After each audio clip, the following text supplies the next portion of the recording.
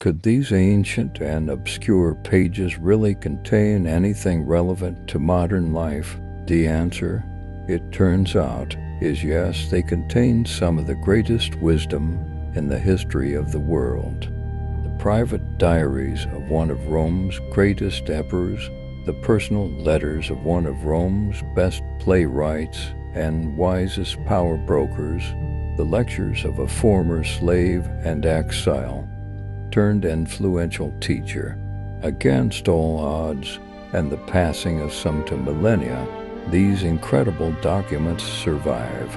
Together, these documents constitute the bedrock of what is known as Stoicism, an ancient philosophy that was once one of the most popular civic disciplines in the West, practiced by the rich and the impoverished, the powerful and the struggling alike in the pursuit of the good life.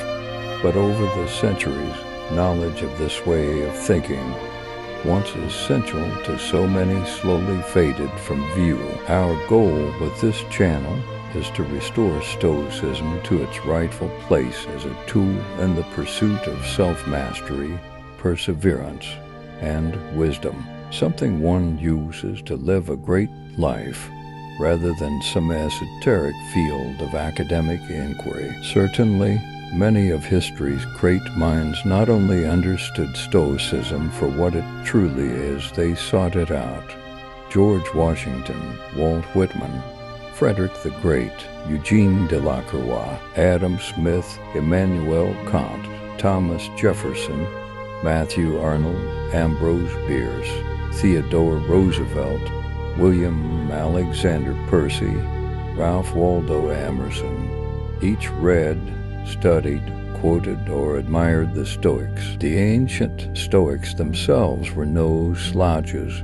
The names you encounter in this channel, Marcus Aurelius, Epictetus, Seneca, belong to, respectively, a Roman emperor, a former slave who triumphed to become an influential lecturer and friend of the Emperor Hadrian, and a famous playwright and political advisor. There were Stoics like Cato the Younger, who was an admired politician.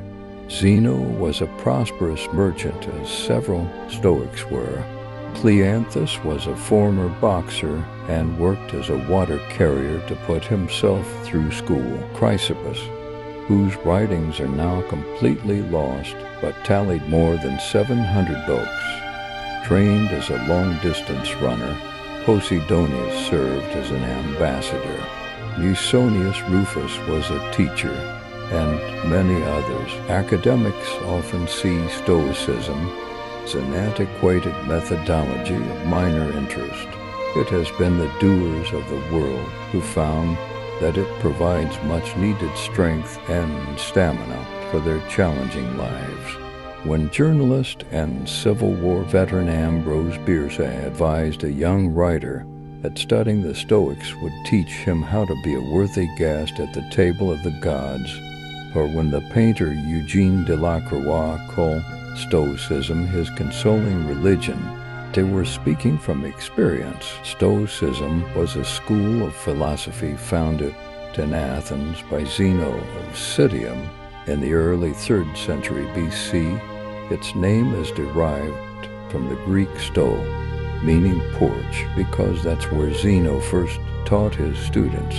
The philosophy asserts that virtue, meaning chiefly the 4 cardinal virtues of self-control, courage, justice, and wisdom, is happiness, and it is our perceptions of things rather than the things themselves that cause most of our trouble. Stoicism teaches that we can't control or rely on anything outside what Epictetus called our reasoned choice, our ability to use our reason to choose how we categorize, respond, and reorient ourselves to external events. As Stoicism progressed, it focused primarily on 2 of these topics, logic and ethics.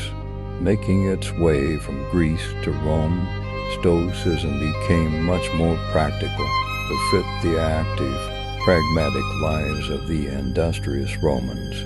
As Marcus Aurelius would later observe, I was blessed when I set my heart on philosophy, that I didn't fall into the sophist trap, nor remove myself to the writer's desk, or chop logic, or busy myself with studying the heavens. Instead, he and Epictetus and Seneca focused on a series of questions, not unlike the ones we continue to ask ourselves today. What is the best way to live? What do I do about my anger? What are my obligations to my fellow human beings? I'm afraid to die. Why is that? How can I deal with the difficult situations I face? How should I handle the success or power I hold? By controlling our perceptions, the Stoics tell us we can find mental clarity. In directing our actions properly and justly will be effective.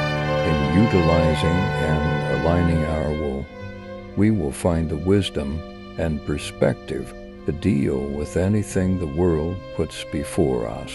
It was their belief that by strengthening themselves and their fellow citizens in these disciplines, they could cultivate resilience, purpose, and even joy. Born in the tumultuous ancient world, Stoicism took aim at the unpredictable nature of everyday life and offered a set of practical tools meant for daily use.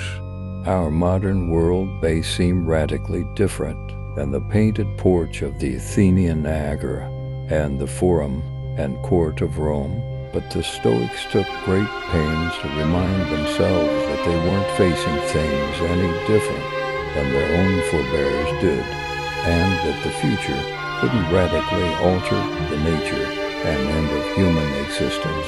One day is as old days, as the Stoics like to say, and it's still true, which brings us to where we are right now.